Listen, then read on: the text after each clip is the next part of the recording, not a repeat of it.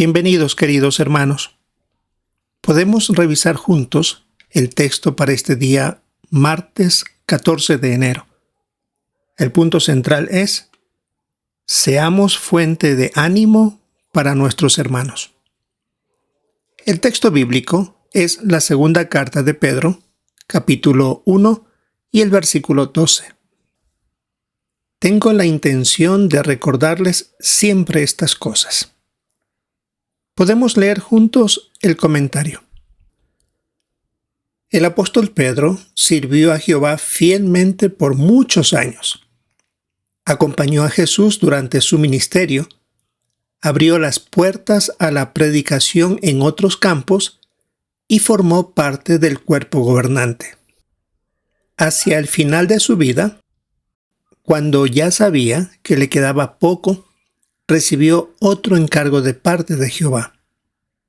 Entre los años 62 y 64 de nuestra era, Dios lo inspiró para que escribiera 2 cartas, los libros bíblicos de Primera y Segunda de Pedro.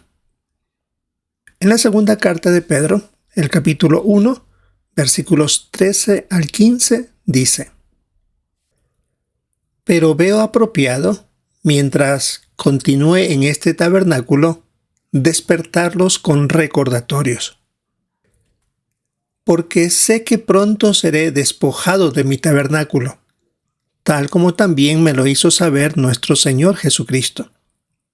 Siempre haré todo lo posible para que después de mi partida, ustedes sean capaces de recordar estas cosas por sí mismos. Pedro escribió estas cartas en una época en la que sus hermanos cristianos estaban angustiados por diversas pruebas. Así lo dice Primera de Pedro, el capítulo 1 y el versículo 6.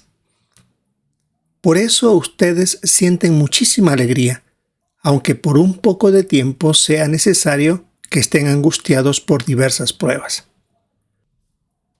Había hombres malvados que esparcían enseñanzas falsas entre los hermanos y que trataban de corromper la pureza moral de la congregación. La segunda carta de Pedro, el capítulo 2, versículos 1 y 2, y también el versículo 14 dice: Sin embargo, tal como hubo falsos profetas entre el pueblo, también habrá falsos maestros entre ustedes. Ellos introducirán a escondidas sectas destructivas y hasta rechazarán al dueño que los compró, y así traerán sobre sí mismos una rápida destrucción. Además, muchos imitarán su conducta descarada, y por culpa de ellos se hablará de manera ofensiva del camino de la verdad. Y el versículo 14 dice: Sus ojos están llenos de adulterio y no pueden abandonar el pecado, y ellos seducen a los que están inestables. Tienen un corazón entrenado en la codicia, son hijos malditos.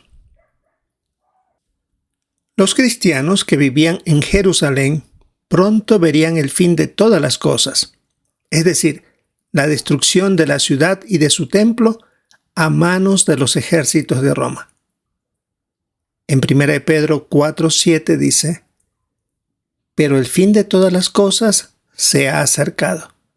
Por lo tanto, tengan buen juicio y estén vigilantes en cuanto a las oraciones. Sin duda, las cartas de Pedro ayudaron a los cristianos de la época a aguantar las pruebas por las que estaban pasando y a prepararse para las que vendrían.